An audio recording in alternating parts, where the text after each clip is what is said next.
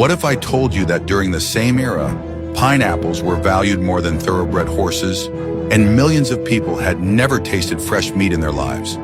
The Victorian era was a time of striking contrasts, where incredible wealth and technological progress coexisted with unimaginable poverty.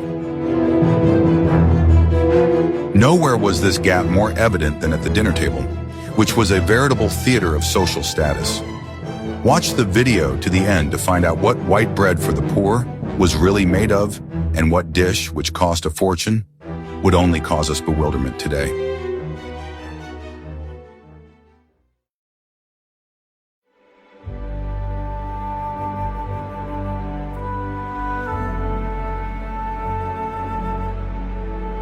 I will reveal to you a secret that changed the entire culture of dining in high society.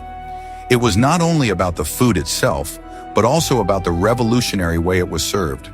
The Victorian era witnessed a transition from the old French style, known as service à la française, to the new Russian style. This transition completely changed the dynamics and meaning of a dinner party. Previously, with service à la française, all dishes, soups, roasts, desserts, were placed on the table at the same time. This created an impressive picture of abundance, a veritable still life of food. Guests chose what they wanted to eat themselves, and dishes often cooled down before it was their turn. It was spectacular, but chaotic and impractical. The new service à la Russe, which came to England in the middle of the century, was a real revolution. Dishes were served sequentially, one after another, course by course. This transformed dinner from a static picture into a dynamic performance. Each dish was served hot, which was a huge step forward. Such a dinner could include 12 or more courses, lasting 3 to 4 hours. It all started with oysters or light appetizers, followed by 2 soups, a light one and a thick one. Then fish was served, prepared in a complex way. After that, it was time for the entree, a light meat dish. The culmination was the releve, the main roast, such as a huge roast beef or a whole turkey. It was solemnly brought into the hall and carved in front of the guests. After that, a pause was served in the form of an icy sorbet to cleanse the taste buds. This was necessary before the next act of the performance. This was followed by game dishes, such as pheasant or partridge. Only then did the vegetables come, served as a separate course. Then the table was filled with complex sweet dishes, puddings, cakes, and intricate jellies. Everything ended with dessert in its original meaning: fresh fruit, nuts, and cheese.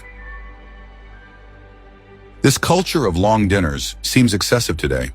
How do you view food, as fuel or as a ritual? Share your opinion in the comments and don't forget to subscribe to the channel.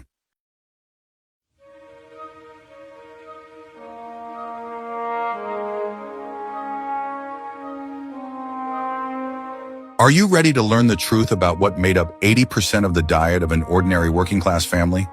The answer is simple, but it says a lot about the era. It was bread. For millions of Victorians, bread was not a supplement to dinner, but dinner itself. It accounted for the lion's share of the meager family budget. It was not the fluffy white bread we know today. Most often, it was dense, heavy black or gray bread. Its quality varied greatly, and it was often stale.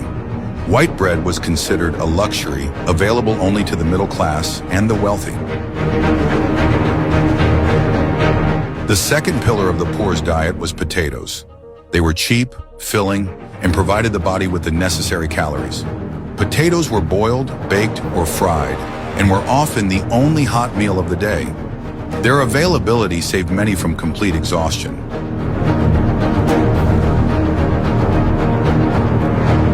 The third most important element was fish, but not the kind you might think of. In coastal towns, it was cheap herring, which was smoked and turned into kippers. Its strong smell and salty taste made stale bread more edible. Eel was also popular in London, sold as jelly or in pies. Meat was an absolute luxury that a working-class family could afford at best once a week. Usually it was the cheapest trimmings, bones for broth, or a little bacon. Most often, bread was spread with dripping, melted fat left over from cooking roasts in wealthy homes. Tea was a universal drink, but it too cannot be compared to modern tea. The poor bought the cheapest, low-grade tea leaves or even used tea leaves. It was brewed many times until the drink was only a pale color. However, it provided warmth and the illusion of satiety. Sugar was an important addition to tea. It was relatively cheap and a quick source of calories. Sweet tea helped workers endure long hours of hard physical labor in factories and docks. It was affordable fuel for the body. This meager diet seems almost impossible. What was it like to live on bread and potatoes alone? But what if I told you that even that bread wasn't always what it seemed? In the next chapter, we'll reveal the shocking truth behind the pretty picture.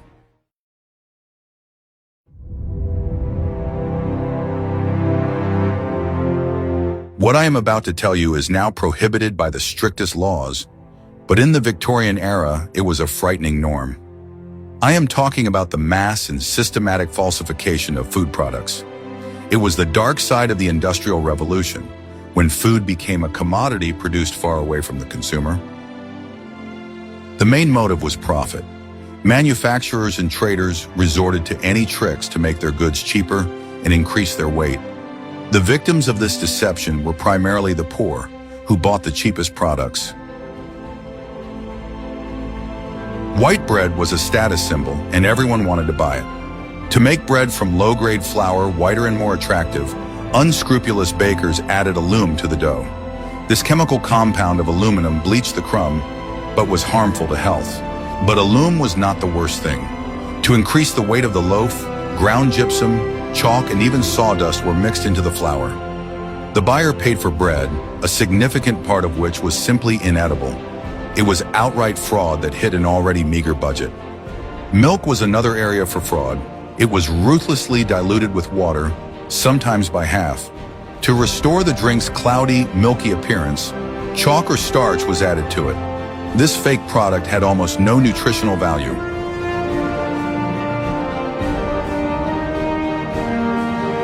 Tea, which was so loved by the poor, was counterfeited with particular cynicism. There was a whole business of buying up used tea leaves from wealthy homes and restaurants. These used leaves were dried, colored with graphite or soot to give them color, and sold again as new tea. Candy and lollipops bought for children were especially dangerous. Bright, attractive colors were achieved through the use of toxic dyes. Green was produced by copper acetate, red by red lead, and yellow by lead chromate. It was not until the second half of the century, in 1875, that the Food and Drug Act was passed, introducing criminal liability for adulteration for the first time. This was the first major victory in the fight for consumer rights. If you found this shocking but little-known piece of history important, please like this video.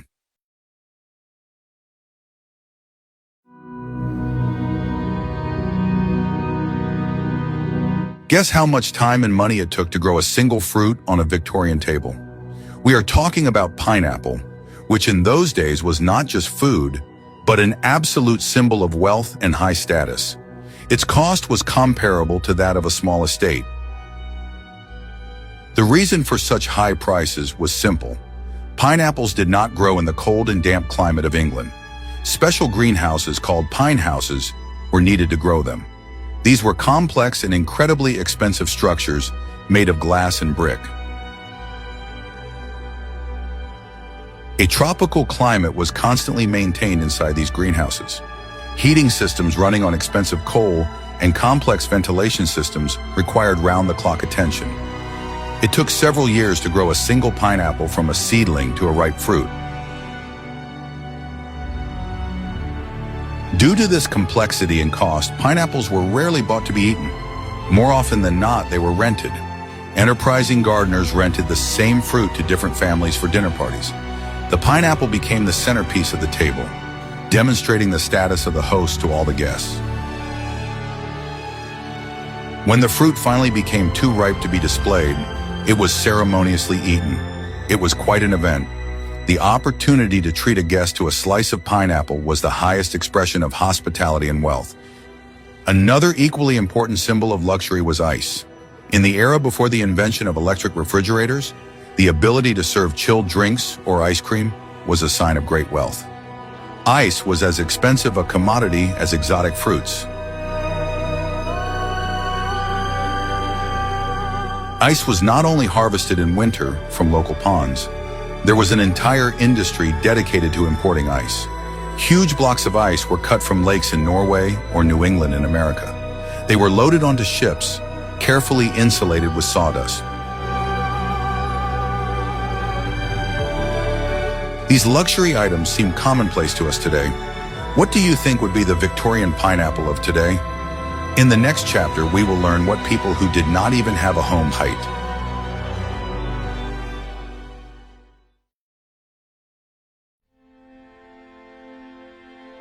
For the vast majority of Victorian Londoners, who did not have their own kitchens or even permanent housing, street food was not a luxury, but a necessity.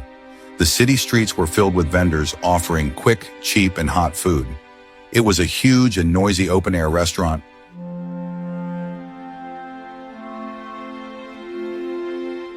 One of the most popular street foods was baked potatoes. Vendors walked the streets with special portable ovens.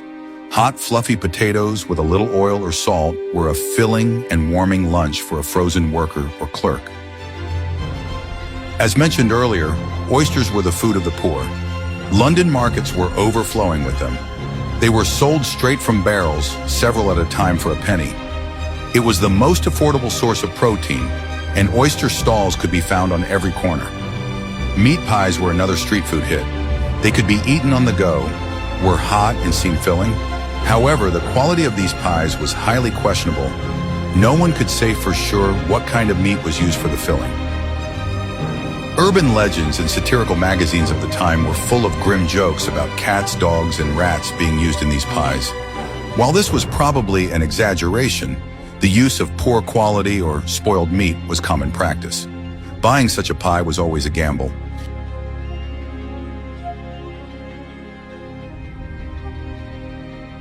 For those who preferred fish, there was a large selection of fried or stewed eel.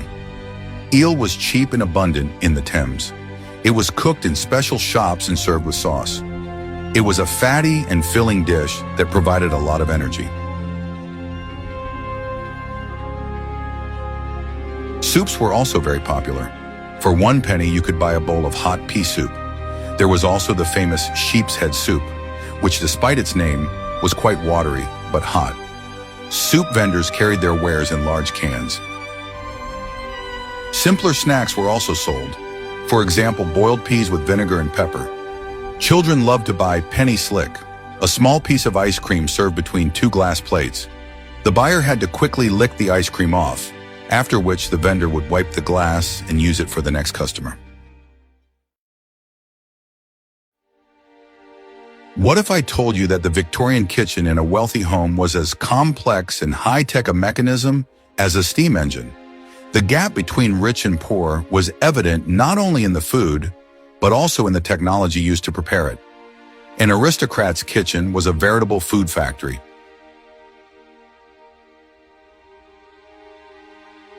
At the heart of this factory was a huge cast iron stove. It was a massive unit that was heated with coal and took up an entire wall. It was the pinnacle of engineering at the time. Operating it was an art form that required experience and skill. Such a stove had several ovens with different temperatures and many burners for pots and pans. It also often included a built-in boiler that supplied the entire house with hot water. It was the central core of the entire household. At the same time, the kitchen in a poor man's house was the complete opposite. Most often, it was just an open hearth or a small stove. All cooking was done in a single pot suspended over the fire. Baking or complex sauces were out of the question. Rich houses had entire systems for storing food. There were separate cold rooms, pantries with stone or marble shelves that kept things cool. Meat, milk, and butter were stored there. As we already know, an icebox was an essential attribute. It was a wooden cabinet insulated with cork or sawdust with a separate compartment for a large block of ice. It functioned like a modern refrigerator, allowing perishable foods to be kept fresh. The set of kitchen utensils in a wealthy home was impressive. There were dozens of specialized tools, presses for ducks, special knives for fish, shaped molds for jellies and puddings, handheld ice cream makers, and spits with a clock mechanism for even roasting of meat. The poor, on the other hand, made do with the bare minimum: one pot, one frying pan, and a few wooden spoons. The difference in technology was enormous. It determined not only what people ate, but also how it was prepared. This technological gap determined everything. What do you think?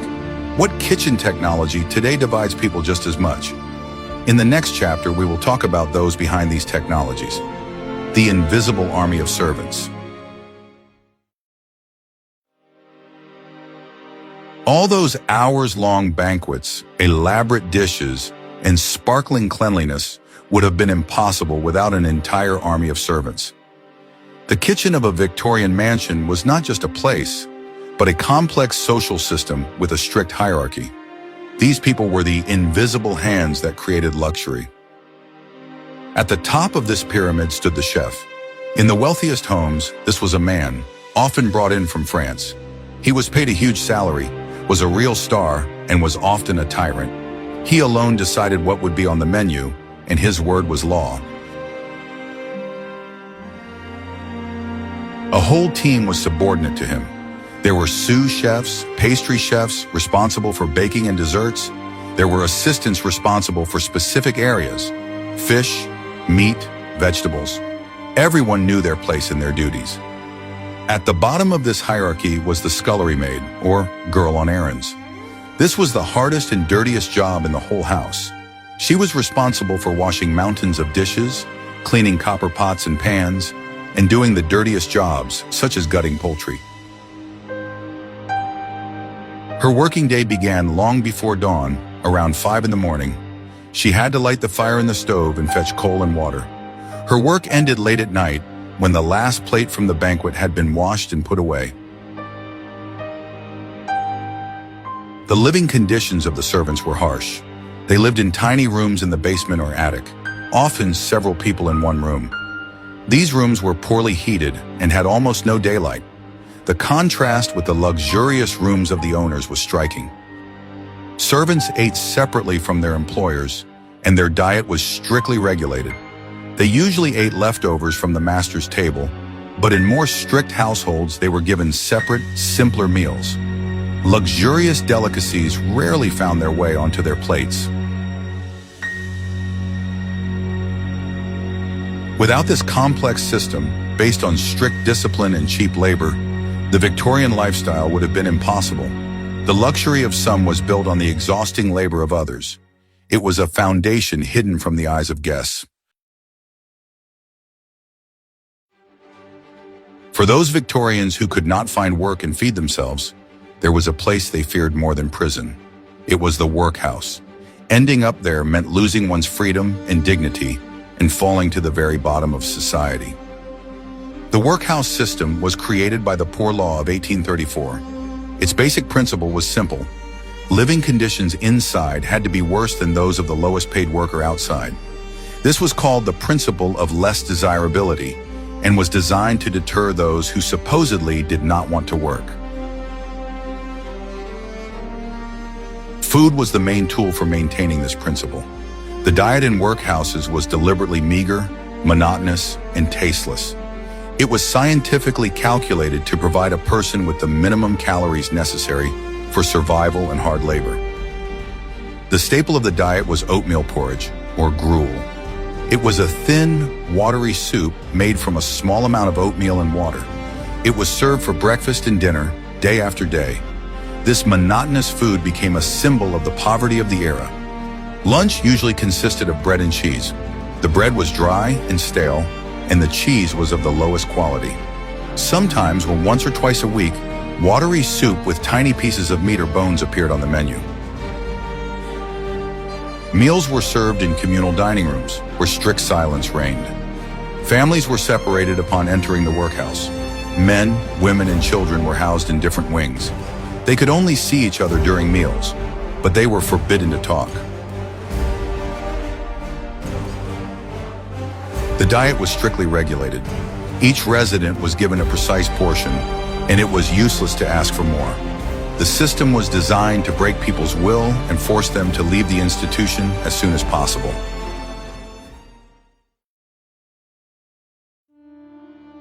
Some dishes on the Victorian table were valued not so much for their taste as for their incredible cost and complexity of preparation. They were pure status symbols. One of the most striking examples was green sea turtle soup. Green turtles were imported live from the West Indies, which was incredibly expensive and difficult. The very fact that the host could afford to bring this exotic creature across the ocean was a sign of his wealth. Turtles were often kept in special pools on the estate until the day of the banquet. Making the soup was a long and laborious process. Turtle meat had a unique texture, and soup made from it was considered the pinnacle of culinary art. Serving guests real turtle soup was a demonstration of the highest chic. Since few could afford such a luxury, chefs invented fake turtle soup. This dish became incredibly popular among the middle class, who wanted to emulate the aristocracy. It was just as much a symbol, but a symbol of the pursuit of luxury. This fake soup was made from calf's head. The boiled cartilage and calf skin gave the broth a richness and texture that vaguely resembled real turtle meat. This dish became so famous that it was included in many cookbooks of the era. Another important marker of status was desserts, especially jellies, blancmange, and complex creams. In the era before the invention of powdered gelatin and refrigerators, creating a dessert that would hold its shape was a real art. It required time, expensive ingredients, and ice. Chefs used fish glue as a gelling agent. It was obtained from the swim bladders of sturgeon fish. It was an expensive and scarce product. Working with it required great skill to ensure that the dessert did not have an unpleasant fishy taste. Chefs created true architectural masterpieces from jelly. They used complex copper molds in the shape of castles, animals, or fruits. Jelly was often made in layers, with each layer colored differently, which required hours of painstaking work.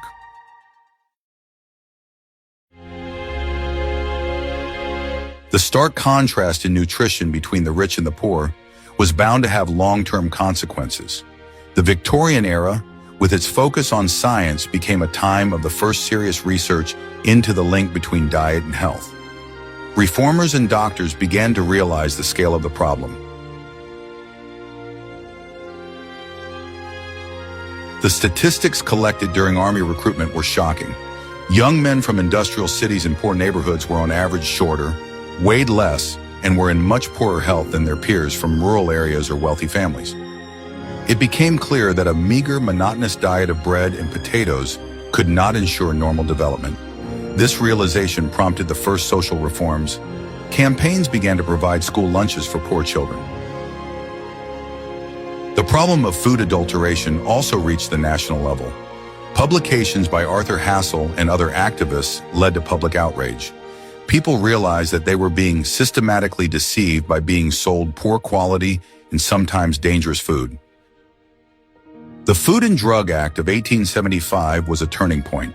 It laid the foundations for modern food safety legislation. For the first time, government inspectors and laboratories were established to monitor quality. Many of the gastronomic habits established during that era have endured. The English love of sweet tea, puddings, and meat pies is all a legacy of the Victorian era.